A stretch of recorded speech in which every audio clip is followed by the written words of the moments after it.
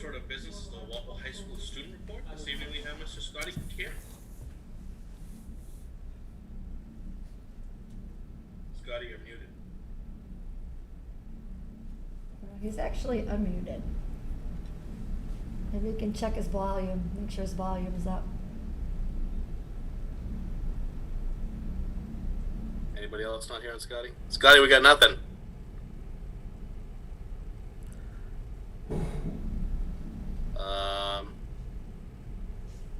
Is your volume down?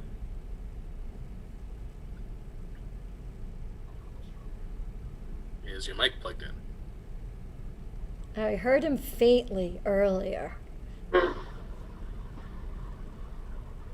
Maybe Scotty, we can come. Do you want to try to? Oh.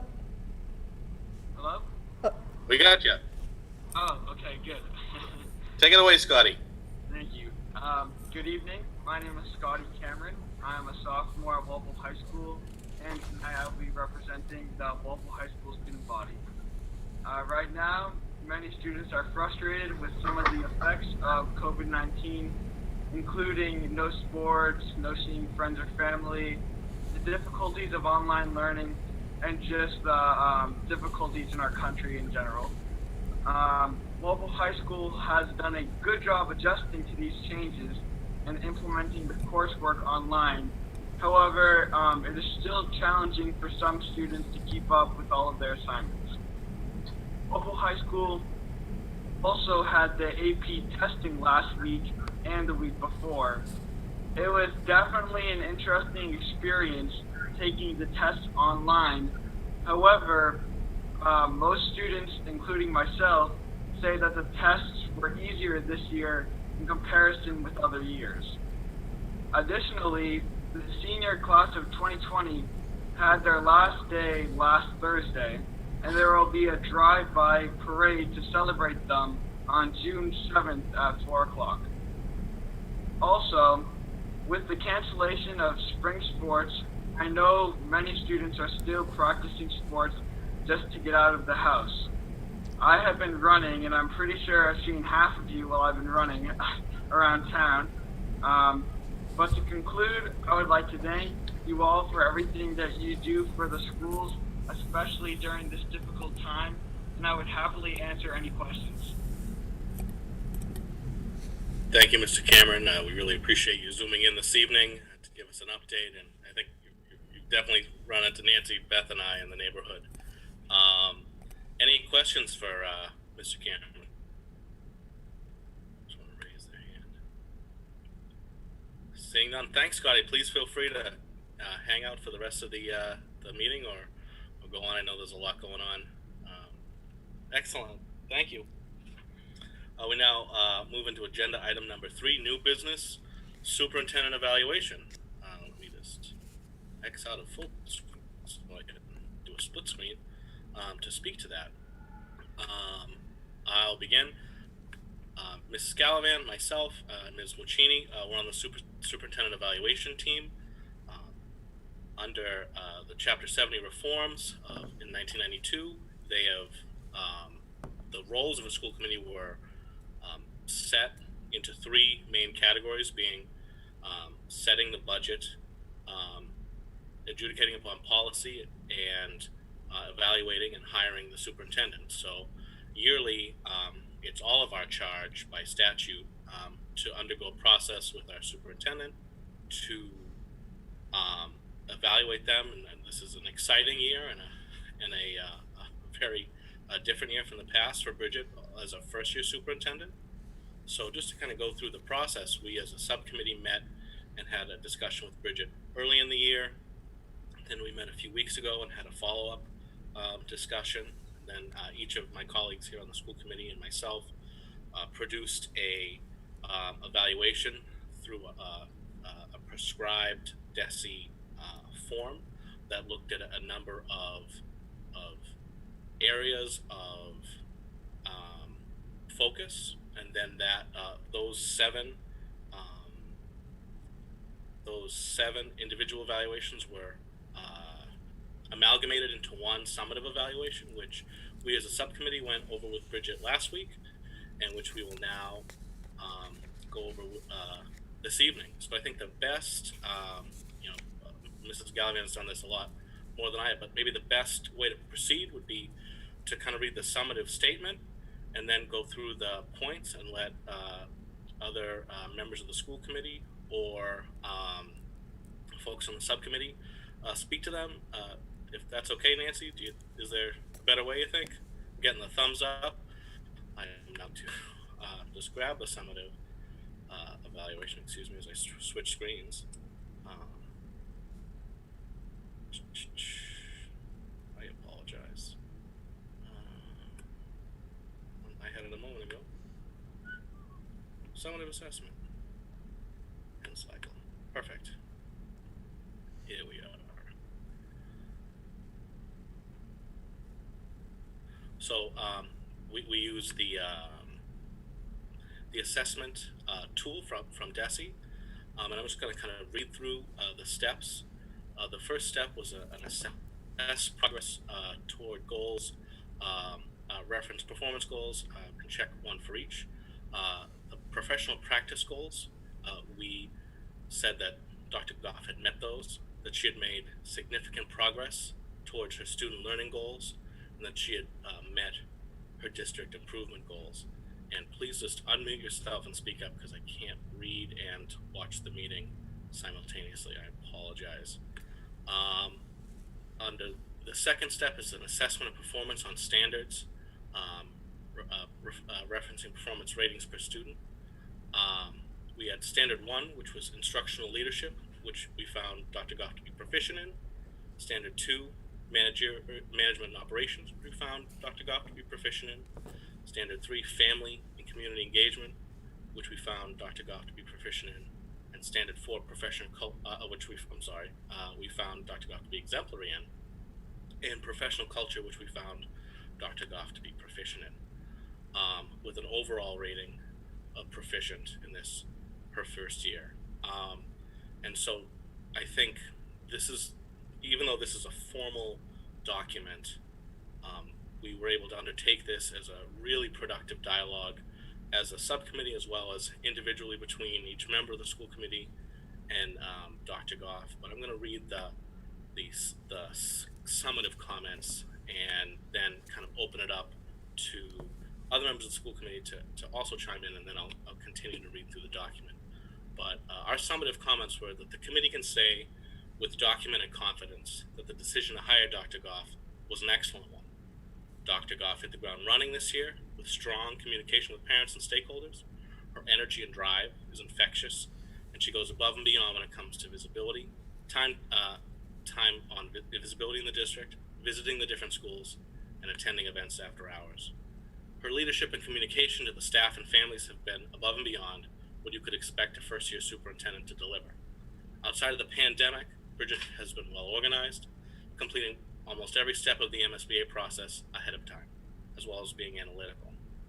She's able to sift through mountains of data to and synthesize it into meaningful recommendations. Her familiarity with the district did not make her complacent, but had her asking how we could do better. Dr. Goff has kept up a breakneck pace this year, in part because of the extraordinary circumstances thrust upon her. It is hard not to look at Dr. Goff's performance through the lens of unprecedented times, but the committee is deeply appreciative of the work she has done setting the foundation of her tenure this year. We would advise her to consider ways in which she could delegate some responsibilities while still maintaining her managerial role, and be willing to share her perceptions honestly with the school committee so that we can make necessary adjustments if needed. We're grateful for her professionalism and her passion with which she leads the school district, and we look forward to supporting Dr. Goff as she builds upon her strong foundation.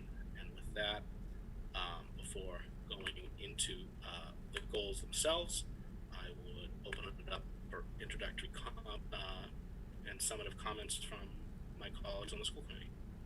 Maybe starting with those, Nancy and Beth, who were on the subcommittee.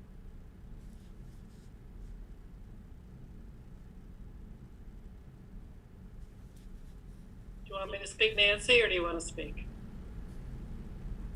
You're muted.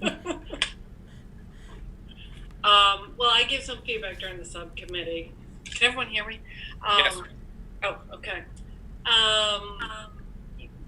Bridget's done a fabulous job. This has been a tough year, which we all recognize. And then another, just in the rating thing, just as an overall, I had given feedback that I really wish there was something between proficient and exemplary. It just felt like proficient wasn't quite enough, and it's like on the way to exemplary. And it's some of the things were hard to really evaluate the first year, especially with this big stop in March. So some feedback I gave was about like the curriculum. I love that Dr. Goff is very strong in curriculum. She really looks at data. I feel like she's been very receptive to us, especially those of us on that curriculum subcommittee, when we've said, gee, we're concerned about, let's say, math, and would like to see, the performances or the assessments improve. And we didn't really, and we probably won't get to see the fruit of some changes that were made because of what's going on with the pandemic. So that's something, I think would like to, as things return to some sort of normal, would like to see a little bit more data and assessment results. But I know that's going to be hard and probably fairly inaccurate with what's going on. Another thing that I'd like to see a little more data with is I think Dr. Goff has done a great job, from what I hear, going into the schools and really making that time valuable, visiting the schools, visiting classrooms, but really working with her principals and administration about their goals. I just would love to see, it doesn't have to be someone specific, but I would love to see what those goals.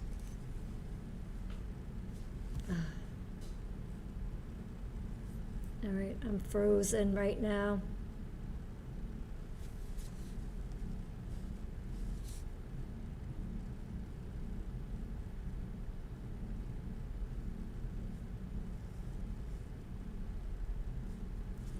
All right, it's not gonna go good.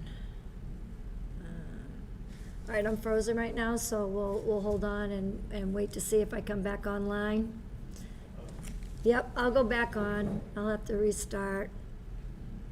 It's connecting again. With the students, with parents, and hopefully to continue with that with the MSBA process. Have a little bit more of that going on as we're able to have community meetings to help folks. There's been so much work done on the MSBA, but help folks really understand what sort of our hopes and goals are, hear what their thoughts are, and really get the buy-in so we're all doing this together. I could go on, but I don't want to take up all the time. So, Nancy, if you want to say something, then anyone else. Sure. First of all, I'd like to apologize to Bridget for the fact that, unfortunately, the rules are that this evaluation process is done publicly. I think it's got to be awkward to be sitting there. But, those are the rules, and we all play by the rules. Year one is supposed to be memorable, but not this memorable, Bridget. And as I reflected back on the year, it just reassured me about our decision to hire her as a leader for the district. I think that that she embraced her goals with tremendous ambition, and that that going through the evaluative process sort of solidified that for me, just so that the community knows she took on five goals this year. It's required that new superintendents do a very extensive induction process through the Mass Association of School Superintendents. And Bridget really enthusiastically embraced that. I think she got a lot out of the program. I think that we're so fortunate that she has a great mentor. The next step is to develop a strategy of action based on her first year's experience, and I would just urge her to keep the lines of communication open with us as you develop that, because our goals for you as a superintendent should line up with the strategy of action that you're developing. Another goal that she had was to go through the MSBA process for a middle school solution, and there were an awful lot of pieces of work that had to be managed in order to stay on top of that. I think it showed her strength as a person who can lead a team. She certainly didn't accomplish this goal by herself, but she does have the job that the buck stops here. So the fact that the team worked well is a tribute to Bridget, as well as Mike Frisha, Jim Johnson, and Patrick Shield. Another improvement goal was to work on relationships in the community. We couldn't have asked anything more of Bridget in that way, as Bill and Beth have already explained. And then the other two are student learning goals, one of which involved building a strong administrative team. I think there were a couple of important pieces here. First of all, Bridget had to take the leap from being a colleague to being the supervisor of some people, and then she also had to integrate a bunch of new people onto the team. I think that it's a good thing to see that she accomplished both with equal strength. I think that first years are always starting points, and this is a good foundation. But as Beth mentioned, the idea of being in the schools as frequently as she was developed a real clear expectation that teaching and student learning are priorities, and I think this will serve us well as we go forward. And then the last student learning goal was related specifically to some concerns that we have in the area of math. And I couldn't ask for more honesty and really embracing a challenge. There are still concerns here. I would say the biggest one, in terms of information coming to us, the biggest concern remains at the high school level, where we haven't really set an agreement on goals and ways to measure success yet, but the foundation is there. I think that the middle school and the middle schools and the elementary schools are well on their way, and the foundation is strong. So overall, I think it's been a great first year. It's been a satisfying year for me as a school committee member because of the passion and energy that Bridget brings. And I just apologize for the fact that we're doing this publicly, Bridget, but you're an asset to the district, and I look forward to where this is all going to go. So thanks for your hard work. Further comments from the committee as a whole? Ms. Sarek. I just wanted to say, echo, what Beth said. It's the ratings were funny, that there were 4 and not 5, and there's no middle. And I think, proficient doesn't really describe a lot of where Bridget is. It's past proficient, but exemplary, to me, it's a big word and it's a big reach, but I think Bridget is well on her way in a lot of those categories. I think, as somebody who does a lot of reviews, you don't always see somebody who's got a good balance of sort of left brain, right brain. And I think this year it's been really important to have, again, as they said, somebody who can look at the data and give us really good actionable results from that data, especially as part of the curriculum subcommittee, but then also has that compassion. And especially this year when it's been really needed with everything that's going on. So I'm grateful to have, somebody that we can collaborate with, both on the, what do we need to improve, and then also how do we communicate and really, affect change and support people who need support right now. So thank you for being a good first year, and somebody who's willing to collaborate with us. So it's much appreciated. Excellent. Any other further comments from the committee?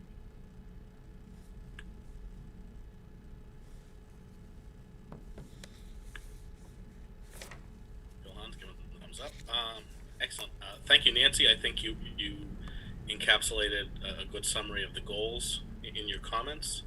So if there be no final thoughts, I just want to again echo the thanks and respect this community and this committee has for you, and it's been a heck of a first year. And we're quite grateful that you are leading our school district into next year as well, with so many things, new things to do and to envision and just problems to solve, and we're very grateful that you are the one to do that with your leadership team. Well, thank you. I appreciate the school committee's support, and you listen, but you also challenge me, and that's what we want, to challenge each other. So thank you. Very good. Moving on, we have the preliminary bullying report under new business number 2. Sure, I can report on that, and then I know Bill Hahn will want to jump in as well. So if you remember, 2 years ago, we made a commitment to be more transparent with both bullying allegations and confirmed bullying cases, as well as our safety plans. And if you remember, we reported on it last year, and I also wanted to give you up until this date, some of the data. Just remember that some of this might still be ongoing. For example, somebody may report something that's happening online, and so when we do that, we continue to investigate like if we were when the buildings were open, because school is still in session until June 19th. So with that being said, taking a look at the data this year in 2019-2020, compared to the 64 that were last year, we have 40 thus far, and I say thus far, and again, it's preliminary until we make sure that before we submit anything that we need to submit in terms of data reporting. Out of the confirmed, 3 are confirmed this year thus far. Just please remember, again, this doesn't include forms of harassment. As you know, you may recall that we discussed last year that you have different codes. You may have a bullying allegation, and as a result, it may not be bullying, but it may be some form of harassment. So it is coded as such.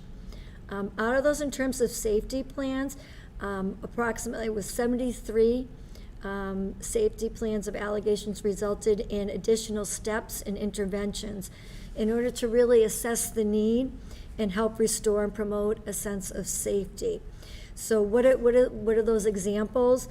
Those examples could include that students work with a counselor on conflict resolution or social emotional support and friendships. It also included progress monitoring, frequent check-ins with the students and families, follow-up with parent phone calls and emails, school resource officer involvement, meetings or communication with staff, changing in bus assignments, classroom seating arrangements, also identifying a staff member who would act as a safe person, and then also discipline according to each code of conduct at each level. We're always, just some additional data in taking a look at timing of when, at certain months of when it has taken place, and I have in comparison to last year's too. So what are our highest reporting months? So our highest reporting month was in the month of September. That was 32%. When you look at that, that's about 13 students was high, compared to 22% in December, but December was the highest month last year. October was it was 15%. And then our other highest one, other than September, was January. January was 27%, 11 students. Our lowest months were November, December, and February. They were either 1% or less than 1%. So those were the two of September and January. So there's a trend that we're seeing. Who reported?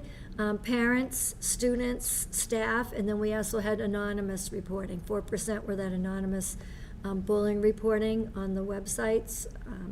And then this year, we did something different. We looked at the location, we added that. If you remember, we said we wanted to take a look at that and see if we had trends, if there was one larger area than another.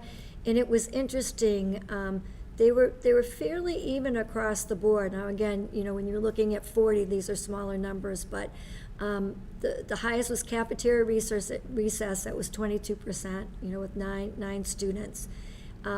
That was equated to the same percentage of outside of school, meaning at home, or what I mean by that is through social media.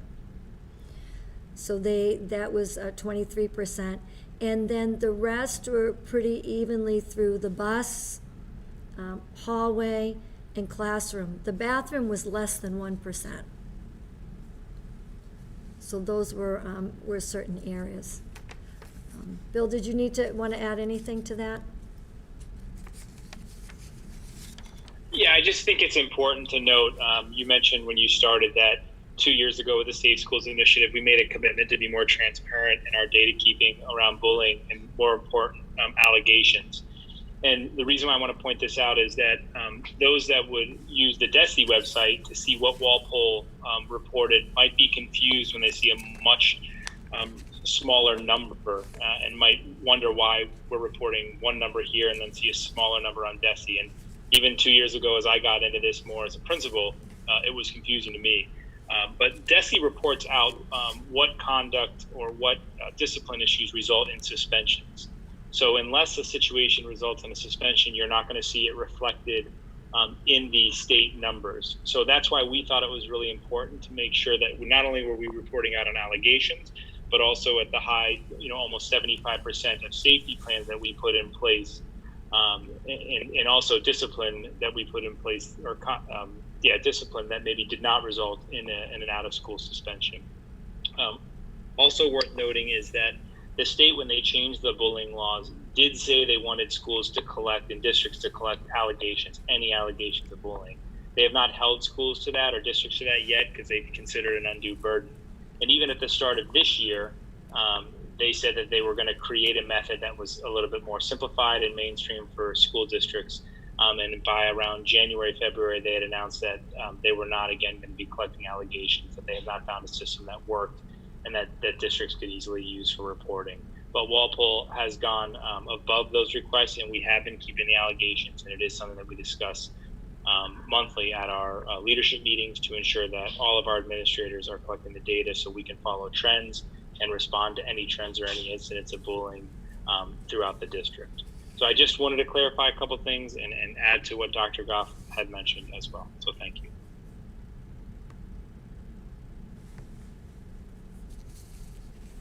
Questions for Dr. Goff or Mr. Hahn? Mrs. Gallivan? So just to be clear, I think what you're saying is there were 40 bullying allegations made this year, and 3 of them were confirmed to be bullying cases. Yes, and remember we say thus far, because Correct. obviously, Good point. March was basically non-existent, because that's when, the virus kicked up. But yes, that's correct. And just to know that it may have been with that found that it wasn't bullying, some of those allegations, but they would fall into a different category. Yeah, I was going to say, can one of you sort of take it back a couple of steps and explain to people that technically to fall in the bullying category, an offense has to occur 3 times. There are a number of sort of hurdles that you have to reach for it to be considered a confirmed bullying case, and that ideally after the first incident, if the staff responds appropriately, there won't be a second or third occurrence. It doesn't mean that the first one wasn't important. It just means that so can you explain that to the listening audience a little bit? Yeah, and I think you actually put it pretty well there, but I'll reiterate. So in order for something to be technically by definition deemed bullying, it has to be repetition, sometimes defined as 3 or more times, a power indifference, which you could take literally as size, but also grade level, social status, and then obviously a form of harassment. So oftentimes if someone,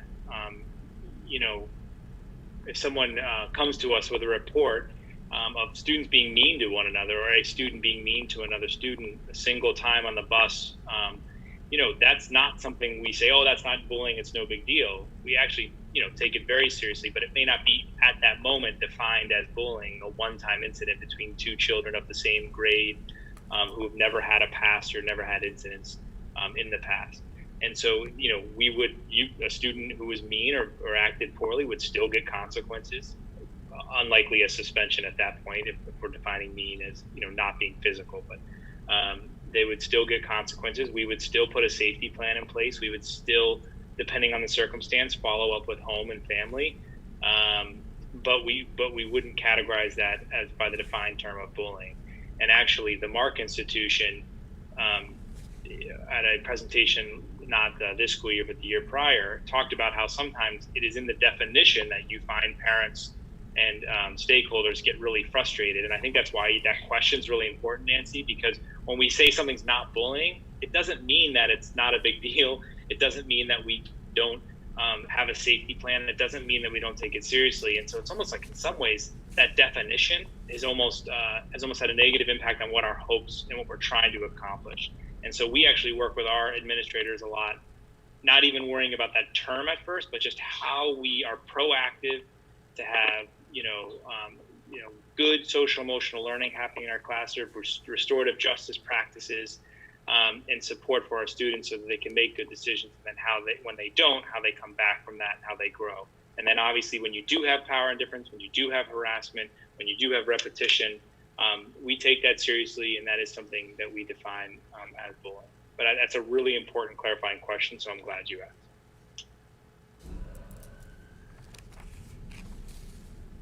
Ms. Denizio. I just have another clarifying question about the numbers that you presented, Bridget. So I think you said 40 allegations, but that there have been 73 safety plans? 73%. 73%, Yeah, okay, thank follow you. up with safety plans, yes. Thank you.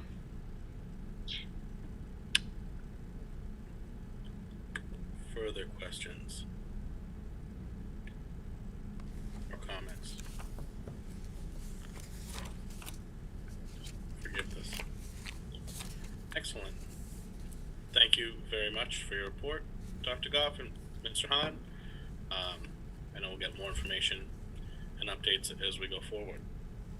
Our next order of business is the FY21 budget update. Yes, I'm happy to start Sure. this, and then Mike Fisher can jump in at the end and fill in anything. So yesterday, we were fortunate to present to the Finance Committee in terms of our FY21 budget.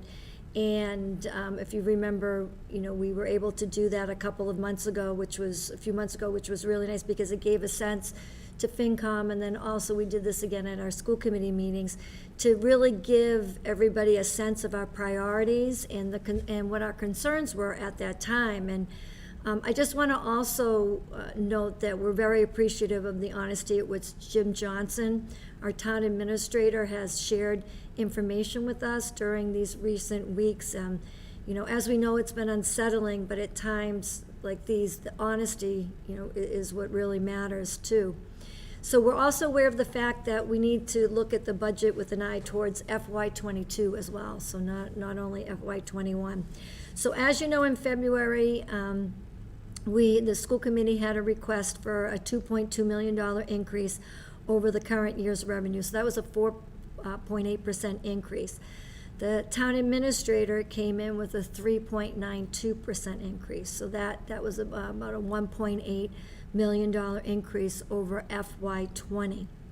Today's reality is we're looking at a $766,000 increase. So that's only a 1.7 increase. So what does that mean is the total cut? That's 1.1 million. So how does this new number impact our budget? And what did we do in order to close the gap, this $1.1 million gap? Well, our first step was we removed any new positions. So those positions that we were looking for that totaled $520,000, that was the, the ESOL support, the counselors, the Walpole High School health position. So we took those off the top. Second, we froze any possible spending, and we realized some savings from the school building shutdowns. Mike Frischer negotiated savings from the unused transportation, if you can remember those contracts, and some of that we needed to, it was offset to refund families. We furloughed 118 people, but we tried hard to avoid layoffs. And at this, with the current revenue, we're very close to this goal. We also had attrition due to the number of retirees, and we also evaluated every retirement with the possibility of not filling some of these positions. The goal, it's important to remember, is to cut with the least impact to student learning. We expect to receive about $100,000 from the CARES Act, that's the Federal CARES Act, which was passed on March 27th in the first stimulus package. And it's also essential to remember what's not in the budget is any additional costs related to opening and operating our schools in a COVID environment. Because as you know, the rules are not written yet. We should be getting something soon in terms of what we would need in terms of equipment or for our facilities. We know that Walpole has designated some funding for COVID-related expenses, and we'll continue to work with Jim Johnson and Patrick Shields once we know more. We also know that when we reduced our budget, we're using a fair amount of one-time money. But we know that this is all, we need to consider this in order to get through the crisis. We've been in conversation with the teachers union with the possibility of asking for union concessions, but they know that we will likely need their cooperation for the FY22 budget. So with the unknowns, the unknowns are different, they're particularly difficult for everybody, and we know that we're going to have to stay in touch. We'll continue to stay in touch with Finance Committee and then also School Committee as well. The things that of course we're most concerned about is our students that are most vulnerable, and we're going to talk about summer programming in a minute. The students that have not done well with remote learning and the changes that we'll need to make. The things we're not concerned about is the diligence of our teachers and our administrators, the resilience of our children, and our ability to work together. Mike, do you have anything to add in terms of FY21 budget? No, I'm happy to see that we're able to close a gap that we were very concerned about that had been growing. We are using a fair amount of one-time money that is concerning, but it fills a gap, and we'll deal with FY22 next year. I'm confident that'll work out well.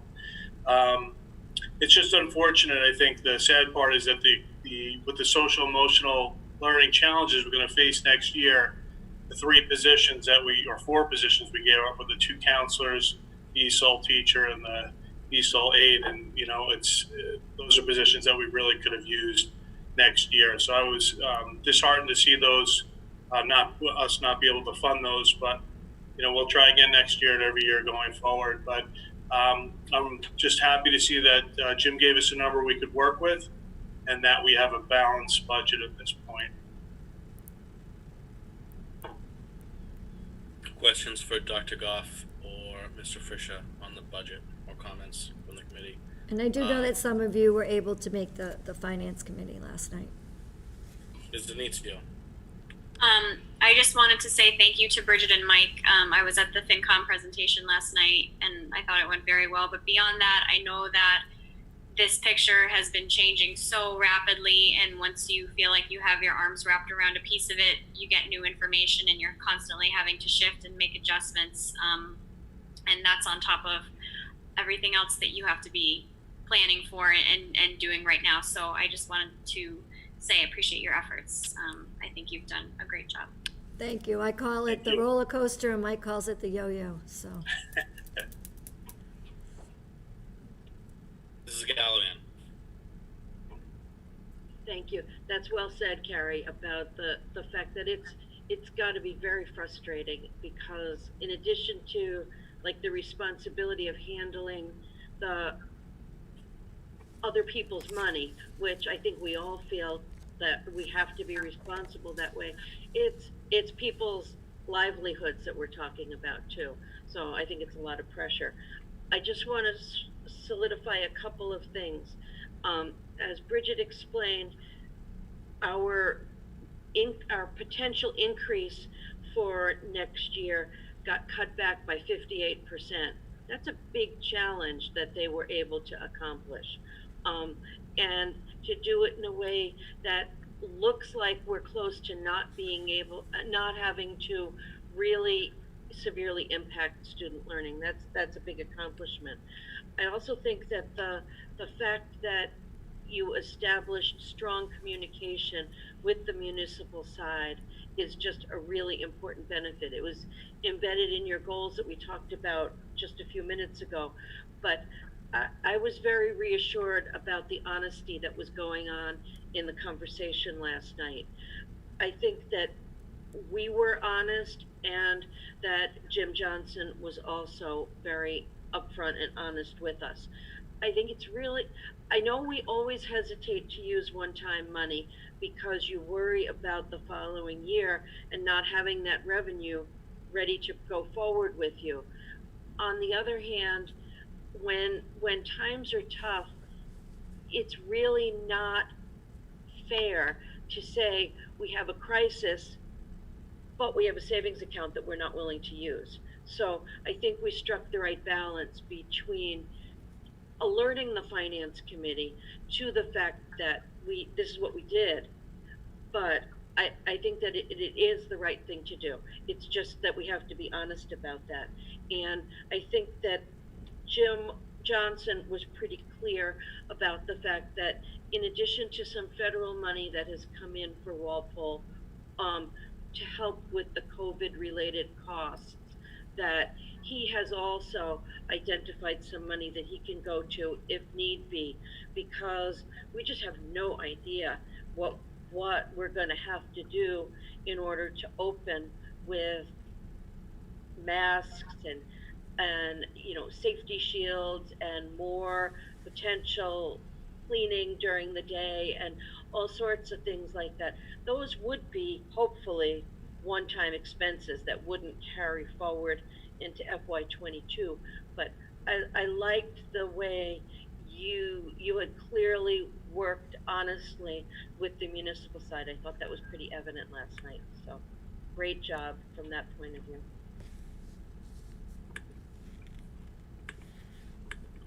Further questions or comments from the committee? Seeing none, thank you very much. If I have unanimous consent, could we take the MSBA update and subcommittee activity out of order, because I think superintendent report flows into citizens' comments, if that's okay with everybody? Sure. Excellent. So MSBA update.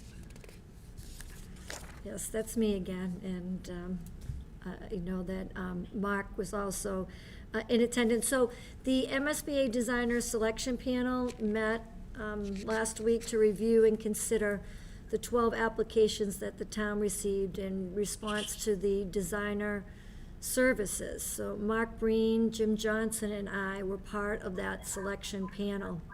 And we're pleased to report that the designer selection panel voted to recommend Tape Architects as the designer for the Walpole Middle School. In this case, right now it's the Bird Middle School project. We expect formal notice from the MSBA, which I think just came in, and the ratification of the recommendation is still subject to the MSBA Board of Approval. But we wanted to at least let the school committee know about the development in the meantime. And just to note that during the review process, Tape really distinguished itself from the rest of the group.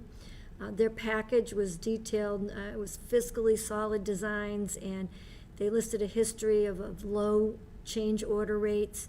The team has been with the firm for a long time, and their package really addressed the points well, including current site concerns. So Compass is going, has reached out to them. We actually, on Tuesday, Bill Hahn, Mike, and myself, along with Jim Johnson, Patrick, and the Compass team, we typically have Zoom meetings on Tuesday, but we went down in social distance at the site of Bird Middle School and met with TAPE, and Mark, I believe, was there as well, just to introduce ourselves and just be able to have a conversation at least about some of the things that, moving forward.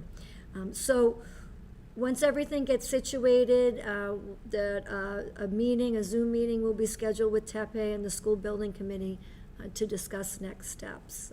But it was really a very engaging process. Mark, I don't know if you have anything to add about the actual process that we were involved in the designer selection, because it was the first time I think MSBA did this over a Zoom site. The Zoom is still an interesting thing, I think, but one thing I want to note is that, so this was the favored firm of us in Walpole, but even if you did the math, even if the Walpole contingent hadn't voted, the rest of the designer selection panel favored TAPE as well. So I think that speaks to something. So, we take one more step in the process. That's good. Further comments or questions about the MSBA process from the committee? Seeing none. Moving on, we have subcommittee activity. I think the superintendent evaluation subcommittee spoke pretty extensively under new business item number 1. Bridget, or through Mary, are there any other subcommittee activities to speak to? We had the budget workshop, but I think I've updated everybody on the budget situation for FY21. Excellent. So superintendent's report then. Yes, that's me again. So as I mentioned in my weekly update today, that we do know that many families are concerned about the potential loss of learning as a result of the pandemic and the transition to remote learning. So while we're confident that our teachers are creating the positive learning experience and ensuring academic achievement and growth, that we at Walpole Public Schools have been working to develop a summer program to meet the needs of our students. So we're excited to offer a new program for our K-8 students this summer. This summer learning program will provide grade level teaching and support in a remote setting at no cost to interested families. This program will include approximately 3 to 5 hours of instruction per week with qualified staff, blending live digital meetings with independent work time. This is going to be a great opportunity for students to continue developing their skills and to help them prepare for a strong start while having some fun along the way. So the program will run from July 7th to July 30th. It's open to all students currently in grades K-8, and building principals will be sending sign-up information in the coming days with contact information from potential questions. This is separate from the extended year service that we provide for our students on individual education plans in order to meet their needs. And the high school will still be offering several summer enrichment programs in addition to their summer school programming, and more information about that will be communicated to families in the coming weeks.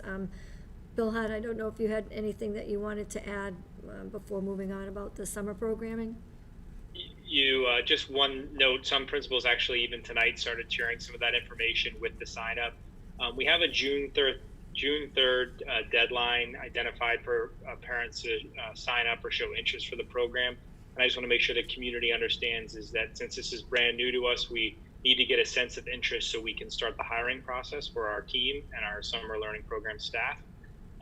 So, even if after June 3rd, some families here or there, still want to be part of the process, we'll work our best with all families. We know that June 3rd is right around the corner, but I just want to make sure the community knows we did that so we could just plan and be in place, because we have to do some curriculum work and some teamwork before we actually have the program up and running.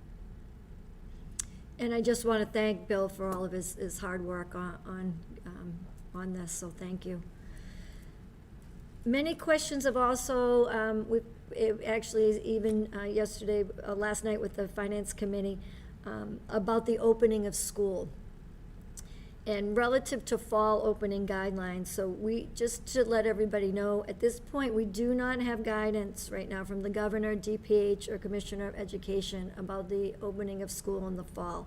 The reopening work will be shared when we have certainty, but be assured that the planning for next year, is in the process now. We just don't want to speculate. There are just so many different contingencies, and we don't want to put any, undue anxiety on families that are already experiencing anxiety. We don't know, and as the guidance comes out and sets it up for us, then we'll be able to let school committee and the community know. As you are aware, diplomas will be conferred on June 7th, starting at 12 o'clock, followed by a parade at noon. The seniors have a designated time of arrival. They were actually picking up their caps and gowns today, and Bill Hahn and myself went down and watched it with Principal Inbush, and spoke to the students as they came in and out for the first wave today. And thank you, Stephen, because that was very well organized of how they were able to go into the gym and drop off their books in a social distance way, be able to pick up any medicine that they needed, pick up their cards, and then also picking up their caps and gowns. So the times in which they're going to report, and some people may not know this because I know typically people, organize things alphabetically, but the times in when seniors are going to arrive in their groups are by neighborhood. So they'll be able to be with other students that they attended elementary school with. And it's in an organized way that they'll be able to see seniors receive their diplomas in that group, in that cohort that comes through. So they won't be behind the cafeteria. They'll be able to come through, and Mr. Inbush and I took a look at that and finalized that today. So they'll be able to see each other with that group as their names are announced, as they walk across the stage in their caps and gowns. As I mentioned previously, a photographer will also be there to take their pictures and it will be live streamed as well. Seniors are also welcome to decorate their cars as they drive through the escorted parade route. We thank both the fire department and the police departments, as well as the Board of Health, for their guidance and support. It's important to note that we made this decision based on what we know now, not based on what we can speculate. There have been also comments about holding a traditional graduation. I do think that we all know that no graduation this year, unfortunately, will be traditional. Many people have put together a meaningful, memorable, and safe graduation that includes all students. Additionally, as Mr. Inbush mentioned in his correspondence previously, we are holding the July 24th date for a possible senior celebration based on what we know at that point. I also want to wish a special congratulations to our National Honor Society inductees and current senior members. Co-advisors, they created a wonderful virtual NHS induction ceremony that I shared, so hopefully people can go on the website and view it. It's very well done, and it was shared today with the community. Our NHS students truly represent the 4 pillars of scholarship, service, leadership, and character. In addition, the ceremony recognized some incredible teachers, coaches, and mentors, as each senior spoke briefly about a special educator who impacted their lives. We would have preferred to recognize these students and educators in person, but I'm grateful for the work involved in creating this beautiful virtual ceremony. And I'll open it up to school committee. Mr. Buckley. Thank you. Questions? Thank you. Questions or comments for Dr. Goff?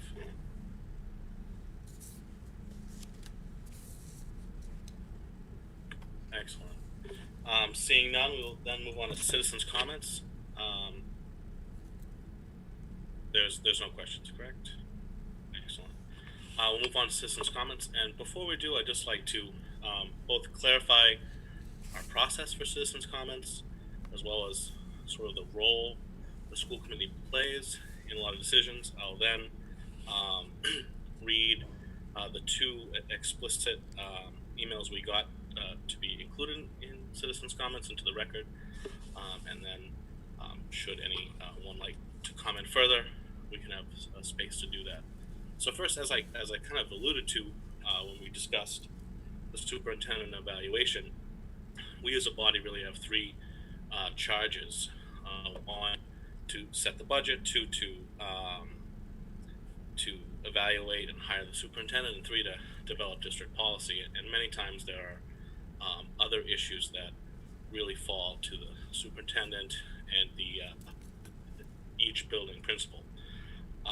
Secondly, we did receive a few questions about the format in which folks could give a public comment in this meeting, and I spoke with the town clerk this afternoon, and we have been operating since the beginning of remote meetings with the norms that the other town boards, most notably the Board of Selectmen, the Select Board, have been, which is asking folks to submit questions in writing. We'll read them into the record, and then take them under advisement, which is generally our policy. If you had a normal school committee meeting, we would allow members of the public to make questions or comments for 3 minutes. We would take that under advisement and then get back to them with answers and work with them towards their concerns. So this is in the same manner we've asked people to email Mary Mortali their questions. As far as we did receive a question around public access to the meeting through the augmented open meeting laws, and this meeting is going out live via Walpole Public Media's YouTube as well, and that, in keeping with the other boards in town, fulfills our requirements under the open meeting law. So it's important to kind of draw the nuance there that we as a body don't deliberate within citizens' comments just as a standard norm and practice that we have. That being said, I have two citizens' comments here that I'll read into the record, and then I will speak to briefly, and I will then be following up later this evening with other folks who had reached out just to articulate their opinion to the school committee, as we have been doing. I know Bridget, Stephen, and myself have been having a lot of conversations around the graduation issue over the last week or so. So our first comment is from Ms. Wendy Nossel. Thank you very much for your help. I know you're extremely busy. Please confirm the receipt of my request to be read into the record. And she asks 5 questions. Please state the survey question that administration keeps referring to when you say the students would not be available later in the summer. I'm very confident it only pertains to August. Please state the questions in response of parents and students. 2, at the last meeting you said a second shorter survey would be distributed after May 18th when Governor Baker clarified guidelines for graduations.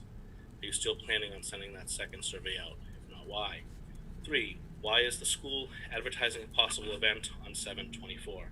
I believe the only school graduation authorized at that time, the only school events authorized at that time are graduations. Please clarify if I'm wrong. In an event, this is not labeled a graduation, currently allowed. 3B, there was a request to create a board of parents to assist with this possible event, as well as others. The guidelines preliminary set forth for this event included students and families on the field, no tents, social distancing, etc. Basically all the restrictions that were listed there, and some ones that are set by Governor Baker for live graduations. That being said, what do you envision on this day? Regarding the car parade on June the 7th at Walpole High School, the DPH and DPW allowing family, friends, and neighbors from Walpole and other towns to park in downtown lots and line up along the parade route. 5, class dues. In light of the current economic climate, many parents find themselves stretched economically and unused funds are being dispersed. Is there a class treasury balance that moves forward with the class of 2020 or future events or reunion? Does the money used towards venue deposits for prom come from the class treasury? If so, where do those funds go? And those are the questions from Ms. Wendy Nossel. We have also received a letter from Ms. Carrie O'Keefe. Good evening, my name is Carrie O'Keefe. I'm the mother of a Walpole High School senior. I am writing to you today in regards to the Walpole High School graduation class of 2020. I speak not only for myself, but for my daughter as well, Walpole High School parents, families, friends, the Walpole community, and most importantly, the Walpole seniors. We have come to a time in society where all are suffering the impact of COVID-19 virus. Those that have suffered tremendously are our senior class. They ended their senior year by leaving school one day and never returning. Not only did they get half their senior year ripped away from them with no notice, but they were also deprived of seeing their friends for months and stripped of the most important and memorable moments: senior prom, film festival, senior assassin, spring sports, and senior nights. Senior walk through past schools, yearbook signings, class pictures, saying goodbye to teachers, staff, and classmates are just a few. They did not get to experience the Walpole pride and excitement of running out of school during their last dismissal bell and the last day of their high school career. There are also many other moments in between that our seniors will never get back, ever. Above all, not getting to experience the tradition of graduating with family and classmates is the hardest to swallow. As a mom, I am truly heartbroken to see the sadness, depression, disappointment, and tears my daughter showed her lost times. My prom dress still hangs outside. Her prom dress still hangs outside her closet, with hopes that was still going to be able to wear it. I know this goes for the other seniors as well. Our children are hurt, sad, confused, scared, hopeless, disappointed, discouraged, and feel less important. Our children are broken. Not having a traditional graduation will shatter them. These are fragile times that are going to affect the rest of their lives. I beg you to please consider postponing the graduation until after July 19th, when the state of Massachusetts allows outdoor graduations following health guidelines. A drive-through graduation should not be their last high school memory. They have worked so hard to get this far. My daughter, as well as many seniors, have been in the Walpole school system since first grade together. They have dreamed of this day for years. They deserve to be recognized for their hard work and dedication. They will be forced to overcome so many challenges over the past few years and have accomplished so much. Soon our seniors will be leaving for college based on past communications. It was stated that everything possible will be done for a proper graduation, and decisions would not be rushed to wait to see if further restrictions would be lifted. Knowing that the one last only good memory of high school was possible, if not given, will affect the years to come. As the result of the overwhelming emotions of our graduates, my daughter started a petition for traditional field graduation. I have attached the link below. In the last 48 hours, we received 108 signatures, 802 signatures, 128 being seniors, 264 shares, numerous comments, and still counting, all expressing support for a field graduation. An email stated a tentative senior celebration on July 24th. Can the graduation be that celebration? The survey asked if people would be available for August, so July could be an option. Our seniors are strong, diverse, intelligent, caring, powerful, and proud. They yearn to be able to walk across the stage for their fellow classmates with family watching. Many of us parents have only one child. This is only time we're able to see our child walk across the stage and receive a diploma. It means so much to the parents as well. We couldn't be more proud. We, the parents, family, friends, community, and seniors ask that you strongly consider a field graduation, whether WHS or BMS. There's ample space for social distancing. Myself, along with many parents, are more than willing to help in any way possible to make this happen. We are one town, one community, one high school, one senior class. You can make the difference. Thank you for your time and consideration. Stay well. Ms. Carrie O'Keefe. Just to speak to, I know Dr. Goff has addressed many of the concerns raised in these two letters, and Dr. Goff, Principal Imbush, and myself have spoken to a number of concerned parents over the past week.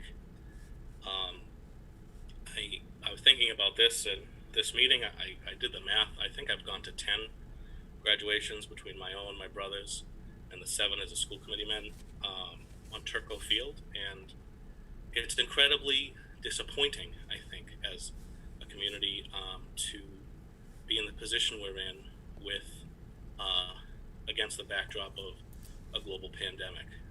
But I think that the decision that Dr. Goff, the Principal Imbush, you have made in consultation with the health agent of our community, with the public safety officials of our community, to try to create the most meaningful event and culminatory event for our seniors is admirable. I think there's a lot of work that has gone into this, and I think we as a school committee who don't have the authority to adjudicate your decision on this, so regardless of that, support that decision. I think it's important that we as a community come together to celebrate our seniors, and we've done a number of things to do that, but also be very mindful of the public health concerns and the concerns about making sure that all people can participate in this event. So, I mean, I understand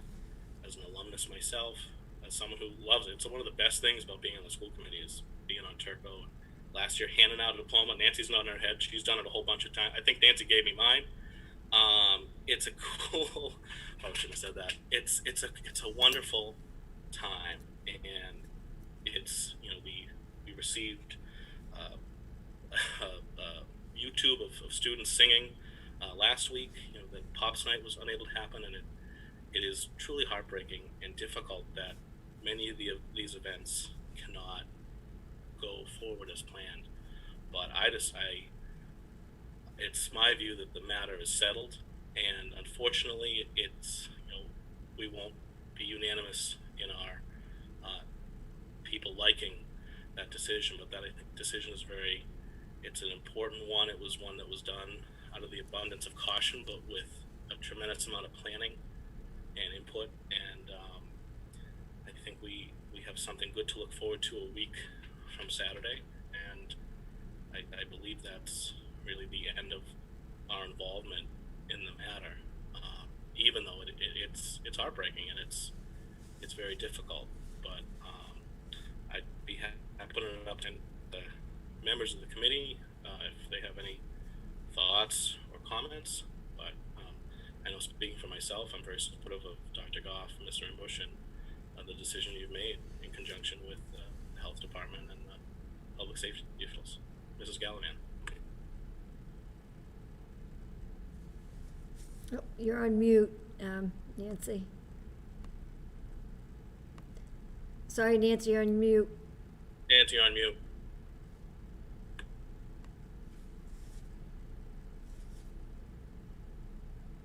Sorry, I'm not meant for this method of communication, apparently. I just want to clarify a couple of things.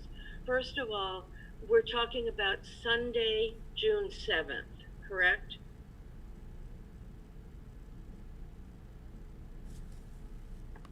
Yes.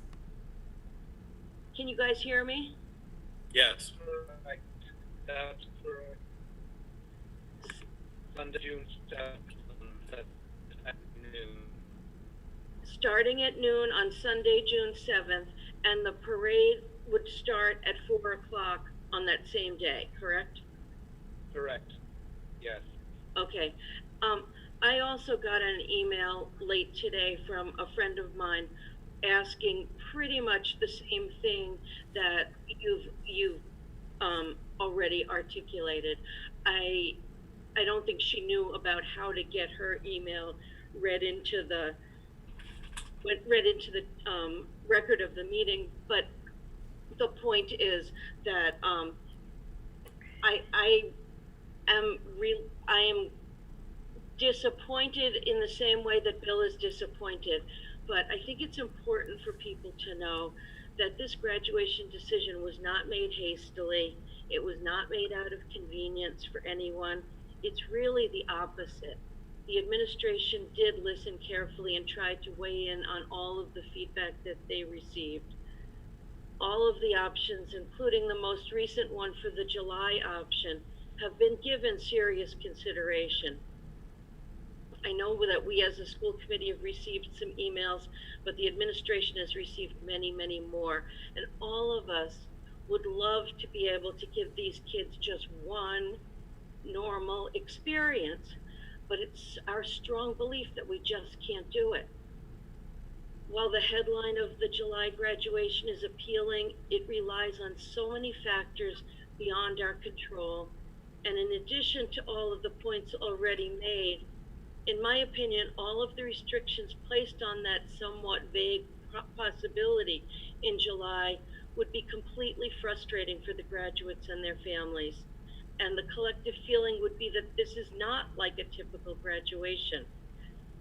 Unfortunately, I think we all have to understand that this has been a difficult decision and disappointing for some people, but the class of 2020 deserves the best send-off that we can possibly give them on Sunday, June 7th, and I hope that we as a community can rally together for them and with them.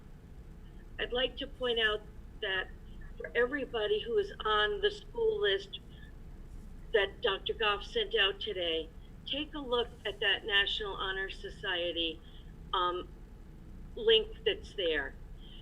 It's a recorded ceremony, and it's available both on our website or through the email. But the seniors spoke so eloquently about their experiences and about a teacher who meant the most to them. They're an amazing group of kids. They're eloquent and thoughtful young adults, and they have a tremendous tribute to our community. The other thing I wanted to point out is that another source of tremendous pride that's usually recognized on graduation day will be those members of the class of 2020 who are choosing to enter into the military as they leave the high school. They will be recognized on June 7th, but we would also like tonight, or as a school committee, to thank them sincerely for their service to our country. Lastly, I would really like to encourage the whole community to line the parade route, send a card, or find some other way to celebrate a Walpole High graduate. They're really a special group. Well said, Nancy. Any further questions or comments to that?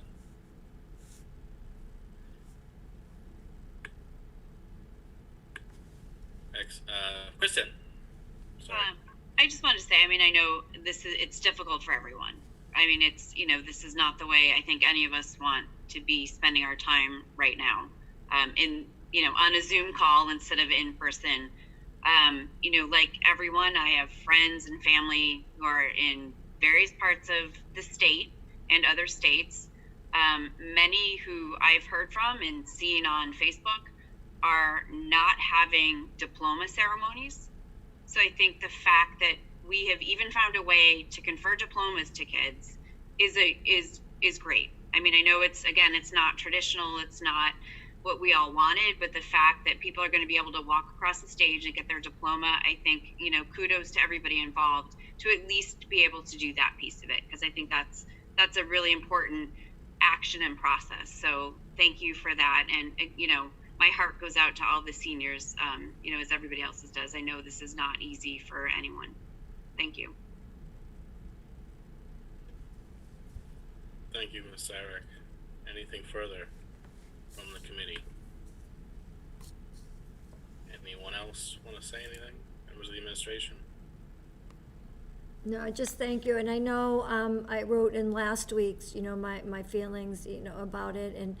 And I know that it is difficult. There's nothing, normal or traditional about any of this. And I do feel for the seniors, and that's why, working with Mr. Imbush and in the staff at the high school to make, the most memorable ceremony and conferring of diplomas that we can do. And we want to get excited about this. And like I said, we were down at the high school today, and we've got tomorrow too, to talk with the seniors and as they get their caps and gowns, and talking about the 7th and the excitement around it. So I really hope that we can get the community, as Nancy had mentioned, even during the parade route, to really celebrate these kids, because I do agree they deserve to be celebrated.